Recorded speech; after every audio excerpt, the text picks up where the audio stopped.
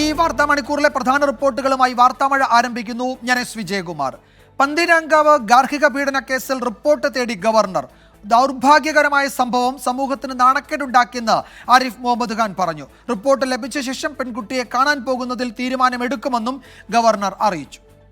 I have already given instructions to the Raj Bhavan to seek a report from the police headquarters about this. I would like to visit the family as soon as possible, but before that, I want to know what action has been taken, and therefore I have sought the report. Only after that I would like to visit. അതേസമയം ഭർത്തൃവീട്ടുകാർക്കെതിരെ പെൺകുട്ടി നൽകിയ മൊഴിയിലുള്ളത് ഗുരുതര ആരോപണങ്ങളാണ്. പ്രതി Rahul P Gopal കൂടുതൽ സ്ത്രീധനം ചോദിച്ചെന്നും നിർബന്ധിച്ച് മദ്യം കുടിപ്പിച്ചെന്നും മൊഴിയിലുണ്ട്. രാഹുലിനായി വിദേശത്തേക്ക് അന്വേഷണം വ്യാപിപ്പിക്കും. CCTV ദൃശ്യങ്ങൾ ശേഖരിച്ചു തുടങ്ങിയിട്ടുണ്ട് പോലീസ്. മാപ്പല്ല, നീതിയാണ് വേണ്ടതെന്ന് പെൺകുട്ടിയുടെ പിതാവ് പറഞ്ഞു. അതിലിപ്പോൾ മാപ്പ് ചോദിച്ചതിൽ കാര്യമില്ല. കാരണം എന്ന് വെച്ചാൽ അത്രയും ക്രൂരമായിട്ടുള്ളൊരു മർദ്ദനമല്ലേ. കേവലം ഒരു അടിയോ അല്ലെങ്കിൽ ഒരു പിച്ചോ അല്ലല്ലോ.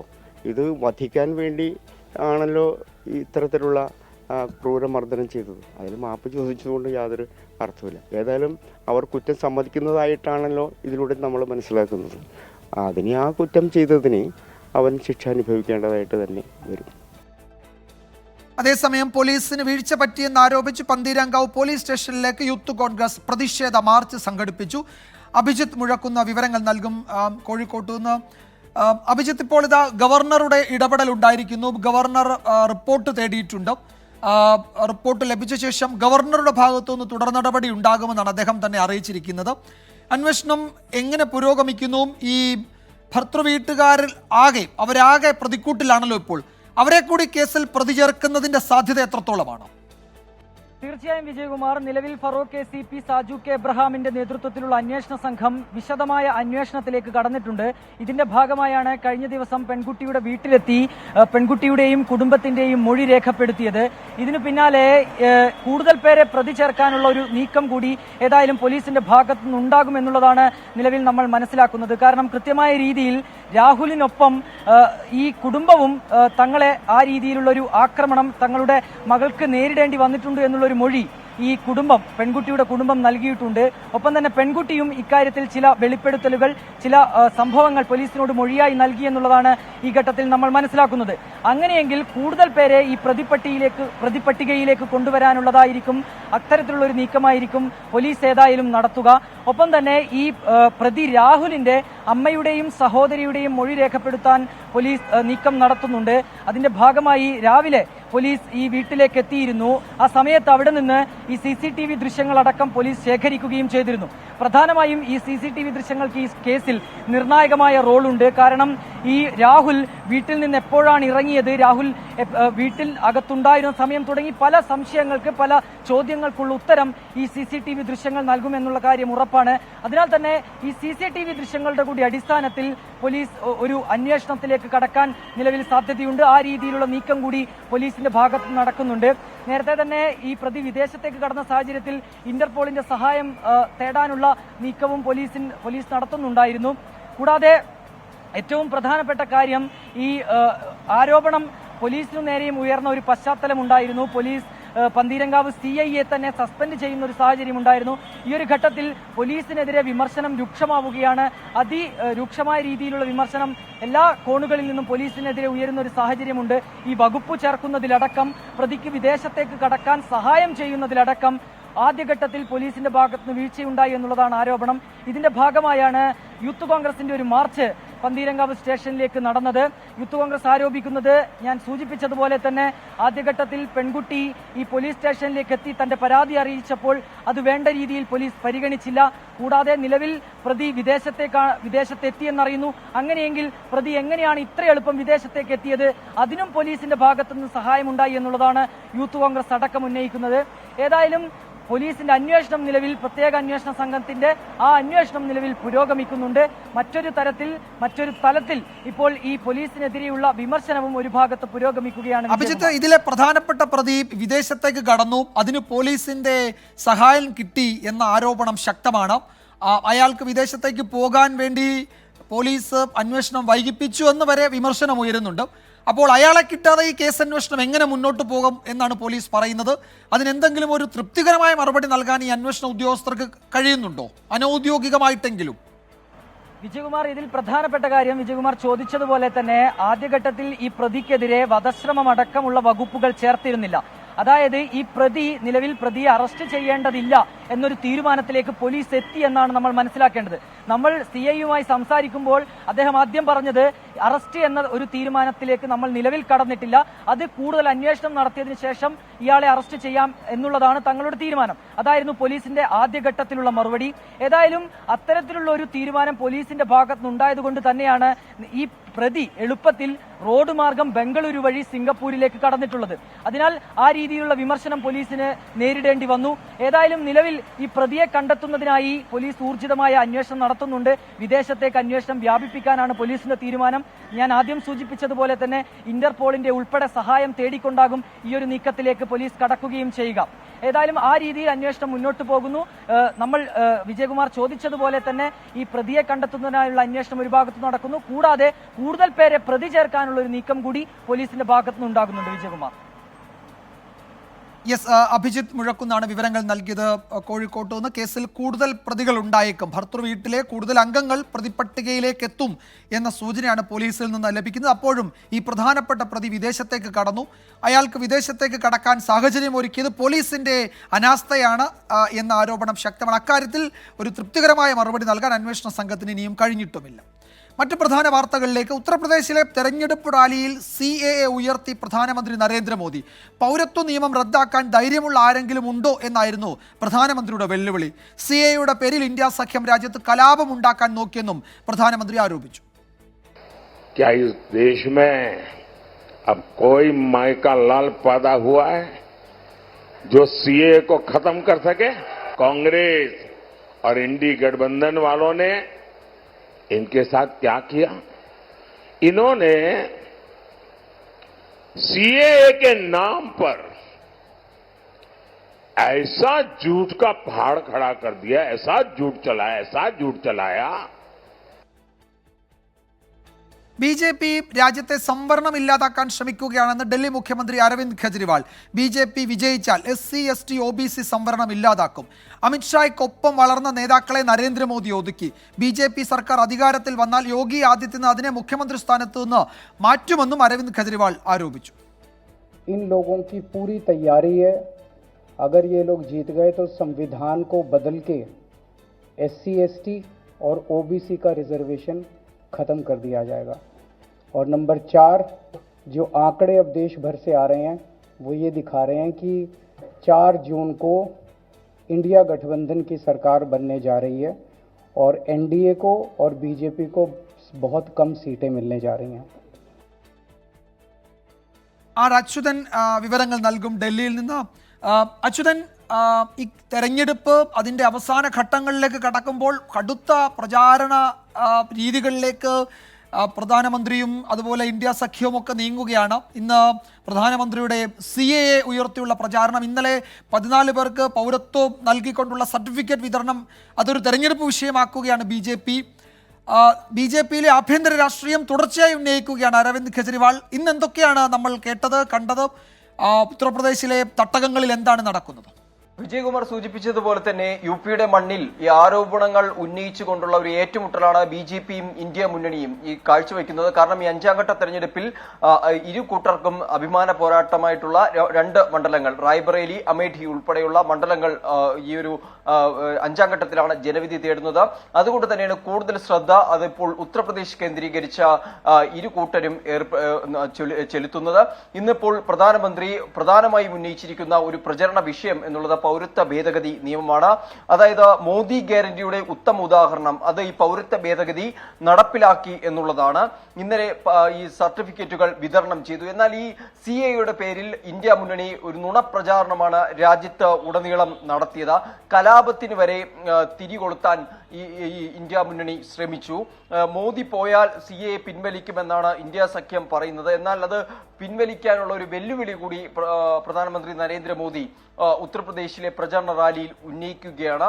കോൺഗ്രസും സമാജ്വാദി പാർട്ടിയും ഇരു കൂട്ടരുമാണ് അവിടെ ഇന്ത്യ അലയൻസിന്റെ ഭാഗമായി മത്സരിക്കുന്നത്. ആ രണ്ട് കൂട്ടരും ഒരേ കടയാണ് നടത്തുന്നത്. രണ്ട് പാർട്ടികളും നുണ മാത്രമാണ് പ്രചരിക്കുന്നത് എന്നതടക്കമുള്ള രൂക്ഷമായ വിമർശനം ഒരു പക്ഷത്ത് പ്രധാനമന്ത്രി നരേന്ദ്രമോദി ഉന്നയിക്കുന്നുണ്ട്. മറുവശത്ത് ഇന്ന് ഇന്ത്യ മുന്നണിക്ക് പിന്തുണ അറിയിച്ച ഡൽഹി മുഖ്യമന്ത്രി അരവിന്ദ് കെജ്രിവാൾ ലക്നൌവിൽ ഒരു വാർത്താ സമ്മേളനം നടത്തിയിരുന്നു. അതിൽ BJPയിലെ ആഭ്യന്തര പ്രശ്നങ്ങളാണ് അദ്ദേഹം വീണ്ടും ആവർത്തിച്ചുകൊണ്ട് ഉന്നയിച്ചത്. അതായത് ഈ പ്രായപരിധി അടക്കം കൊണ്ടുവന്നത് മോദിയാണ്. അങ്ങനെ അദ്വാനിയെയും പല നേതാക്കളെയും മുതിർന്ന നേതാക്കളെയും വിരമിപ്പിക്കുന്നതിനുള്ള സാഹചര്യം ഉണ്ടാക്കി. എന്നാൽ അത് മോദിയുടെ കാര്യത്തിൽ പ്രാവർത്തികമാണോ, അദ്ദേഹവും ഇത് പിന്തുടരും എന്നാണ് താൻ കരുതുന്നത് എന്നടക്കമുള്ള കാര്യങ്ങൾ ചൂണ്ടിക്കാട്ടുകയുണ്ടായി. മറ്റൊന്ന് അമിത്ഷായ്ക്ക് നേരെയുള്ള ഒരു ആരോപണമായിരുന്നു. അമിത്ഷായ്ക്കൊപ്പം വളർന്ന പല നേതാക്കളെയും, അതിന് ഉദാഹരണമായി പറഞ്ഞ പേരുകൾ ശിവരാജ് സിംഗ് ചൗഹാൻ, വസുന്ധര രാജെ തുടങ്ങിയ നേതാക്കളെ ഒതുക്കുന്ന രീതിയാണ് പാർട്ടിയിൽ ഉണ്ടായിട്ടുള്ളത് എന്ന കാര്യം കൂടി ചൂണ്ടിക്കാട്ടുകയുണ്ടായി. മറ്റൊന്ന് BJP ആണ് അധികാരത്തിൽ എത്തുന്നതെങ്കിൽ സംവരണം SC ST OBC സംവരണം അത് രാജ്യത്തെ റദ്ദാക്കും എന്നതും ചൂണ്ടിക്കാട്ടുകയുണ്ടായി. ഇതിനായാണ് 400-ലധികം സീറ്റുകൾ ആവശ്യപ്പെടുന്നത് എന്നടക്കമുള്ള കാര്യങ്ങളാണ് അരവിന്ദ് കെജ്രിവാൾ ആരോപണമായി മുന്നോട്ട് വച്ചിരിക്കുന്നത്. അങ്ങനെ ഇരു കൂട്ടരും ഒരു വാക്പോരിൽ ഏർപ്പെടുന്ന ഒരു കാഴ്ചയാണ് UPയിൽ ശരി. അച്യുതൻ, എന്തായാലും ഉത്തർപ്രദേശിലെ തെരഞ്ഞെടുപ്പ് വേദിയിലാണ്, പ്രചാരണ വേദിയിലാണ് CAA ഒരു പ്രധാനപ്പെട്ട വിഷയമാക്കി പ്രധാനമന്ത്രി പ്രതിപക്ഷ സഖ്യത്തെ വെല്ലുവിളിച്ചത്. മറുഭാഗത്ത് BJPയിലെ ആഭ്യന്തര രാഷ്ട്രീയം തുടർച്ചയായി ഉന്നയിക്കുകയാണ് ഡൽഹി മുഖ്യമന്ത്രി അരവിന്ദ് കെജ്രിവാൾ. അച്യുതനാണ് ഡൽഹിയിൽ നിന്ന് ഏറ്റവും പുതിയ വിവരങ്ങൾ നൽകിയത്. മറ്റൊരു റിപ്പോർട്ടിലേക്ക്. കോഴിക്കോട് മെഡിക്കൽ കോളേജിൽ ഗുരുതര ചികിത്സാ പിഴവ്. 6ാം വിരൽ ശസ്ത്രക്രിയ ചെയ്തു നീക്കുന്നതിന് പകരം നാവിൽ സർജറി ചെയ്തു. കോഴിക്കോട് ചെറുവണ്ണൂർ സ്വദേശിയായ 4 വയസ്സുകാരിയെയാണ് അവയവം മാറി ശസ്ത്രക്രിയ ചെയ്തത്. കുഞ്ഞിൻ്റെ നാക്കിലെ ബുദ്ധിമുട്ട് പരിഹരിക്കാനാണ് ആദ്യം ശ്രമിച്ചത് എന്നാണ് ഡോക്ടറുടെ വിശദീകരണം. കുട്ടി കരയുമ്പോഴാണ് നാവിലെ കെട്ട് ശ്രദ്ധയിൽപ്പെട്ടതെന്ന് ഡോക്ടർ വിശദീകരിക്കുന്നു. സംഭവത്തിൽ മെഡിക്കൽ കോളേജ് പ്രിൻസിപ്പൽ അന്വേഷണം നടത്തും. പരാതിയില്ലെന്നും ഡോക്ടർ മാപ്പ് പറഞ്ഞുവെന്നും കുട്ടിയുടെ കുടുംബം പ്രതികരിച്ചു. രാഹുൽ സുരേഷ് വിവരങ്ങൾ നൽകും കോഴിക്കോട്ട് നിന്ന്. രാഹുൽ, ഇതിൽ ഡോക്ടറുടെ വിശദീകരണം പെട്ടെന്നുണ്ടായതാണോ? അതായത് വലിയൊരു അബദ്ധം, വലിയൊരു പിഴവ് സംഭവിച്ചു, അതിൽ നിന്ന് രക്ഷപ്പെടുന്നതിന് വേണ്ടി ഒരു വിശദീകരണം എന്ന നിലയ്ക്കാണോ അത് വരുന്നത്? അത് സ്വീകാര്യമെന്നാണോ കുട്ടിയുടെ കുടുംബം ഇപ്പോൾ പറയുന്നത്? അതിനപ്പുറത്തേക്ക് കൂടുതൽ അന്വേഷണമൊക്കെ വേണ്ടതല്ലേ ഈ സംഗതിയിൽ? വിജയകുമാർ, ഇന്നലെ വൈകിട്ടാണ് ചെറുവണ്ണൂർ സ്വദേശിയായ 4 വയസ്സുകാരിയെ കോഴിക്കോട് മെഡിക്കൽ കോളേജിൽ പ്രവേശിപ്പിക്കുന്നത്. അതായത് കൈപ്പത്തിയിലെ 6ാം വിരൽ ശസ്ത്രക്രിയയിലൂടെ മാറ്റുക എന്നതായിരുന്നു ഇതിൻ്റെ ലക്ഷ്യം. ഇന്ന് രാവിലെയാണ് ഈ ശസ്ത്രക്രിയ നടക്കുന്നത്. പക്ഷേ ഈ ശസ്ത്രക്രിയ കഴിഞ്ഞ് കുട്ടിയെ വാർഡിലേക്ക് മാറ്റിയപ്പോഴാണ് ചികിത്സാ പിഴവ് കുടുംബം തിരിച്ചറിയുന്നത്. അതായത് നാവിനടിയിൽ പഞ്ഞി കുടുംബം കണ്ടതോടെയാണ് ചികിത്സാ പിഴവ് ഉണ്ടായി എന്നുള്ള കാര്യം തിരിച്ചറിയുന്നത്. മാത്രമല്ല, കയ്യിലെ കെട്ടഴിച്ചു നോക്കിയപ്പോൾ 6ാം വിരൽ അതുപോലെ തന്നെ കയ്യിൽ തുടരുന്നതായും കുടുംബം കണ്ടു. ഇതോടെയാണ് ഡോക്ടറിനെ ഈ വിവരം ആദ്യം കുടുംബം അറിയിക്കുന്നത്. തുടർന്ന് നടത്തിയ പരിശോധനയിലാണ് ചികിത്സാ പിഴവ് ഉണ്ടായി എന്നുള്ള കാര്യം ഡോക്ടർ തന്നെ അംഗീകരിക്കുന്നത്. തുടർന്ന് മറ്റൊരു ശസ്ത്രക്രിയയിലൂടെ ഈ 6ാം വിരൽ മാറ്റുകയും ചെയ്തിട്ടുണ്ട്. ആദ്യഘട്ടത്തിൽ കുടുംബം പരാതിയുമായി രംഗത്തെത്തിയിരുന്നു. കോഴിക്കോട് മെഡിക്കൽ കോളേജ് അധികൃതർക്കാണ് കുടുംബം പരാതി നൽകിയത്. പിന്നീട് ഈ ചികിത്സാ പിഴവ് അംഗീകരിച്ചുകൊണ്ട് ഈ ഡോക്ടർ മാപ്പ് പറയുകയാണ് ചെയ്തത്. ഇതോടെയാണ് പരാതി ഇല്ല എന്നുള്ള കാര്യം നിലവിൽ കുടുംബം അറിയിച്ചിട്ടുള്ളത്. പക്ഷേ ഈ സംഭവത്തെ അതീവ ഗുരുതരമായി തന്നെയാണ് ആരോഗ്യ വകുപ്പ് കാണുന്നത്. അതിൻ്റെ അടിസ്ഥാനത്തിലാണ് കോഴിക്കോട് മെഡിക്കൽ കോളേജ് സൂപ്രണ്ടിൻ്റെ മേൽനോട്ടത്തിൽ ഈ അന്വേഷണം നടത്താൻ നിലവിൽ തീരുമാനം ഉണ്ടായിട്ടുള്ളത്. ഇതിൽ പ്രാഥമിക അന്വേഷണം പൂർത്തിയായിട്ടുണ്ട്. ഈ ശസ്ത്രക്രിയ നടത്തിയ ഡോക്ടറുടെ മൊഴി രേഖപ്പെടുത്തിയിട്ടുണ്ട്. അദ്ദേഹം ഈ കുറ്റം സമ്മതിച്ചിട്ടുണ്ട് എന്ന് തന്നെയാണ് നമ്മൾ മനസ്സിലാക്കുന്നത്. പക്ഷേ ആരോഗ്യ വകുപ്പിൻ്റെ ഭാഗത്തു നിന്നും കുടുംബത്തിന് പരാതി ഇല്ലെങ്കിൽ കൂടി അന്വേഷണവുമായി മുന്നോട്ട് പോകാൻ തന്നെയാണ് തീരുമാനം. അതനുസരിച്ചുള്ള നടപടിക്രമങ്ങൾ ഇപ്പോഴും തുടരുകയാണ്. അതോടൊപ്പം കുടുംബം ആശുപത്രി അധികൃതരുമായി ഇപ്പോഴും സംസാരിച്ചുകൊണ്ടിരിക്കുകയാണ്.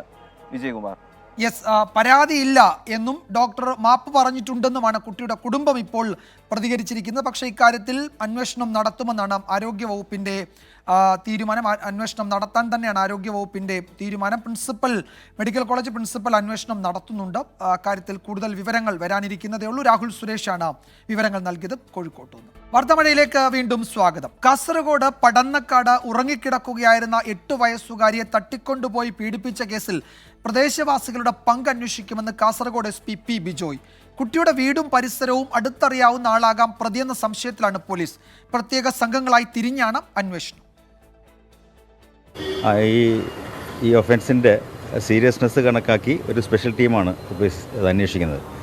കാഞ്ഞങ്ങാട് DYSPയുടെ നേതൃത്വത്തിലുള്ള ഒരു ടീമാണ് അന്വേഷിക്കുന്നത്. പല ആംഗിൾ നമ്മൾ അന്വേഷിക്കുന്നുണ്ട്. അപ്പം അതിനെക്കുറിച്ച് ഇപ്പോൾ ഒന്നും പറയാറായിട്ടില്ല. അത് റിസൾട്ട്സ് കിട്ടുമ്പോൾ നമ്മൾ അറിയിക്കാം. ഇപ്പം നമ്മൾ കിഡ്നാപ്പിങ്ങും അതുപോലെ തന്നെ സെക്ഷൽ അസോൾട്ടിനുള്ള കേസ് എടുത്തിട്ടുണ്ട്. അരുൺ പാടക്കൽ വിവരങ്ങൾ നൽകും കാസർഗോഡ്. അരുൺ, ഈ സംഭവം ഉണ്ടായി ഏതാണ്ട് 24 മണിക്കൂർ പിന്നിടുന്നു അല്ലേ? ആ സമയത്തും ഈ പ്രതിയെപ്പറ്റി ഒരു സൂചനയും ലഭിക്കുന്നില്ല പോലീസിന് എന്നാണ് നമ്മൾ കരുതേണ്ടത്. അങ്ങനെ ഏതെങ്കിലും തരത്തിൽ ഒരാളിലേക്ക് അല്ലെങ്കിൽ കുറച്ച് ആളുകളിലേക്ക് അന്വേഷണം എത്താൻ പറ്റുന്ന തരത്തിലുള്ള വിവരങ്ങൾ പോലും അന്വേഷണ സംഘത്തിന്റെ പക്കലില്ല എന്നാണോ മനസ്സിലാക്കേണ്ടത്? വിജയകുമാർ, ഇന്നലെ മുഴുവൻ തന്നെ പോലീസ് ഈ പ്രദേശത്തെ വലിയ തിരച്ചിൽ നടത്തിയിരുന്നു. ഇന്നിപ്പോൾ SP നേതൃത്വത്തിൽ, കാസർഗോഡ് SP പി ബിജോയുടെ നേതൃത്വത്തിൽ ഇവിടെ പ്രത്യേക സംഘങ്ങളായൊക്കെ തെരച്ചിൽ നടത്തുന്നുണ്ട്. എന്നിരുന്നാലും ഈ പ്രതിയെക്കുറിച്ച് പോലീസിന് ഇതുവരെയും വലിയ വിവരങ്ങളൊന്നും ലഭിച്ചിട്ടില്ല. പ്രത്യേകിച്ച് ഇന്നലെ ഇപ്പോൾ ഡോഗ് സ്ക്വാഡൊക്കെ വന്ന് പരിശോധിച്ചിരുന്നു. നമ്മളിപ്പോൾ നിൽക്കുന്ന ആ പ്രദേശത്ത് തന്നെയാണ്. ആ പ്രദേശത്തെ ഈ വയൽ പ്രദേശത്തു കൂടിയാണ് ഈ പോലീസ് നായ പ്രതിയുടെ മണം പിടിച്ച് ഓടുന്ന ഒരു സാഹചര്യമൊക്കെ ഉണ്ടായത്. പക്ഷേ പ്രതിയിലേക്ക് എത്തിപ്പെടാൻ പോലീസിന് ഇനിയും കഴിഞ്ഞിട്ടില്ല. അതിന് ഇവിടെ CCTV പോലുള്ള സംവിധാനങ്ങളൊന്നും തന്നെ വലിയ തോതിൽ ഇല്ല. അതുകൊണ്ട് പ്രതി CCTVയിൽ കുടുങ്ങാനോ അത്തരത്തിൽ CCTVകൾ കേന്ദ്രീകരിച്ചുള്ള പരിശോധനയ്ക്കോ ഉള്ള സാധ്യതകളൊന്നും തന്നെ ഇവിടെ ഇല്ല. എന്തായാലും പോലീസ് വലിയൊരു ടീമിനെ തന്നെ ഇതുമായി ബന്ധപ്പെട്ട് അന്വേഷണത്തിനായി രൂപീകരിച്ചിട്ടുണ്ട്. കാഞ്ഞങ്ങാട് DYSP VV ലതീഷിനാണ് അന്വേഷണ ചുമതലയുള്ളത്. 4 DYSPമാർ ഈ സംഘത്തിലുണ്ട്. ബേക്കലിലെയും കാഞ്ഞങ്ങാട്ടെയും മുൻ DYSPമാർ 2 പേരുണ്ട്. ഒപ്പം ബേക്കൽ DYSPയും ഉണ്ട്. അങ്ങനെ 4 DYSPമാർ ഈ സംഘത്തിലുണ്ട്.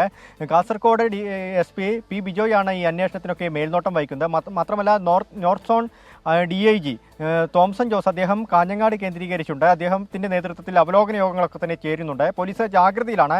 ഒപ്പം നാട്ടുകാരും ഈ പോലീസ് സംഘത്തെ സഹായിക്കുന്നതിന് വേണ്ടി ഈ അന്വേഷണത്തിനുണ്ട്. എന്തായാലും ഇത്തരത്തിൽ ഈ വീടുമായി ബന്ധപ്പെട്ട ആളുകളോ അല്ലെങ്കിൽ ഈ നാടുമായി ഈ പ്രദേശത്തുള്ള ആളുകളോ ആയിരിക്കാം ഈ പ്രതി എന്നൊരു അനുമാനത്തിലാണ് പോലീസ് ഇപ്പോഴുമുള്ളത്. പ്രാഥമിക നിഗമനം അങ്ങനെ തന്നെയാണ്. കാരണം ഈ വീട്ടിൽ നിന്ന് എപ്പോഴാണ് ഈ കുട്ടി എവിടെയാണ് ഉണ്ടാവുക, ഈ കുട്ടിയുടെ മുത്തച്ഛൻ എന്ത് ചെയ്യുന്നു, മുത്തച്ഛി ആ സമയത്ത് വീട്ടിലില്ല എന്നുള്ള കാര്യങ്ങളൊക്കെ തന്നെ അറിഞ്ഞ ഒരാളാണ് ഈ കൃത്യം നടത്തിയിരിക്കുന്നതെന്നാണ് പോലീസിന് മനസ്സിലാക്കാൻ സാധിച്ചത്. പ്രാഥമിക നിഗമനം അങ്ങനെയാണ്. എന്തായാലും പ്രദേശവാസികളെ കേന്ദ്രീകരിച്ചുള്ള അന്വേഷണവും തള്ളിക്കളയാൻ സാധിക്കില്ല. അത്തരത്തിലുള്ള അന്വേഷണവും പോലീസ് നടത്തുന്നുണ്ട്.